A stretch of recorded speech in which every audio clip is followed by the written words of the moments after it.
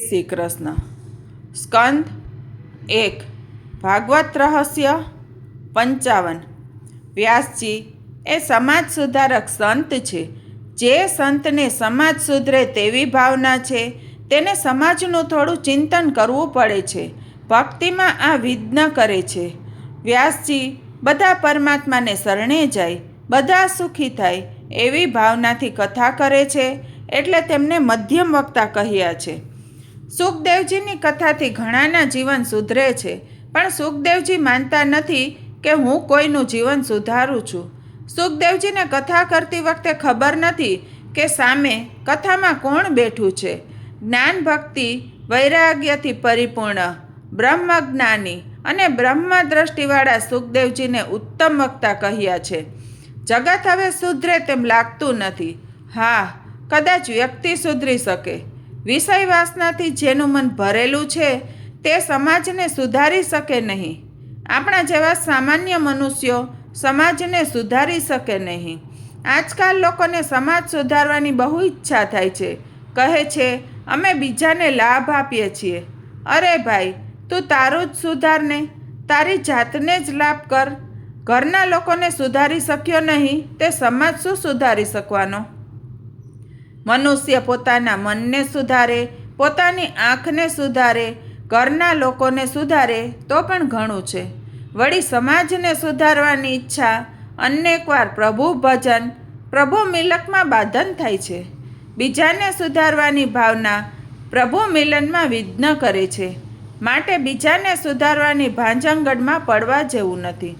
તમે તમારું સુધારજો. સમાજને સુધારવા પરમાત્મા કોઈને કોઈ સંતને મોકલી આપે છે.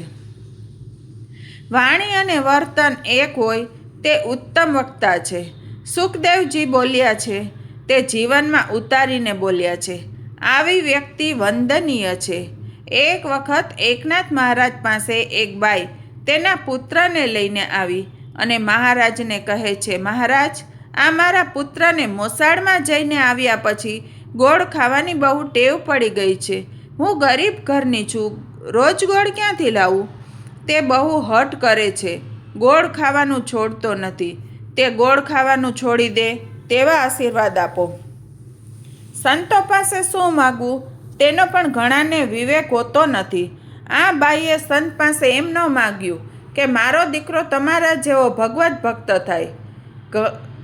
એકનાથ મહારાજે વિચાર્યું, હું જ ગોળ ખાઉં છું, મારો આશીર્વાદ ફળશે નહીં.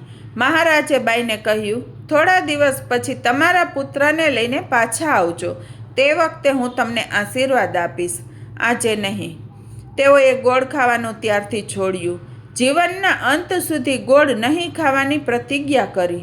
થોડા દિવસ પછી બાઈ પોતાના પુત્રને લઈને આવી. મહારાજે તે વખતે બાળકને આશીર્વાદ આપ્યા, બેટા, બહુ ગોળ ખાવો સારો નહીં, તું ગોળ ખાવાનું છોડી દેજે. પેલી બાઈને આશ્ચર્ય થયું કે આટલી વાત કહેવા મહારાજે 7 દિવસ લીધા. તેણે મહારાજને પૂછ્યું, હું પહેલી વખત આવી ત્યારે કેમ આશીર્વાદ ન આપ્યા?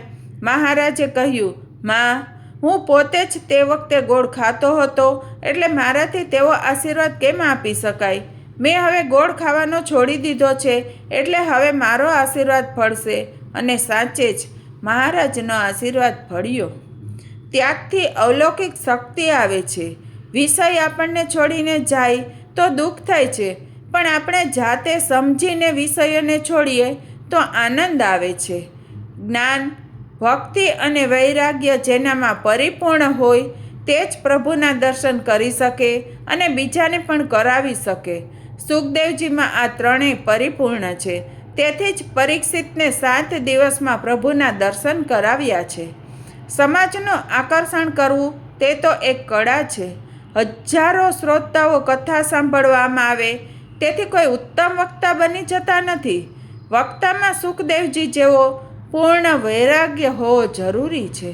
મહાપ્રભુજીએ કહ્યું છે, ભાગવતમાં સમાધિ ભાષા મુખ્ય છે. ઈશ્વરના ધ્યાનમાં જેને થોડો પણ આનંદ આવે તેને ભાગવતનો અર્થ જલ્દી સમજાઈ જાય છે. વ્યાસજી એક એક લીલાના પ્રત્યક્ષ દર્શન કર્યા છે. અંતરદ્રષ્ટિથી આ બધું જોયું છે. ભગવાનનું સ્વરૂપ અલૌકિક છે. આપણી આંખો લૌકિક છે. લૌકિક આંખો અવલૌકિક ઈશ્વરને જોઈ શકે નહીં. બહારની આંખ બંધ કર્યા પછી અંદરની આંખ ખુલે ત્યારે પરમાત્માના દર્શન થાય છે. ગીતામાં પણ ભગવાન અર્જુનને કહે છે, મારું સ્વરૂપ તું આ સ્થૂળ ચક્ષુથી જોઈ શકીશ નહીં, માટે હું તને દિવ્ય ચક્ષુ, દિવ્ય દ્રષ્ટિ આપું છું.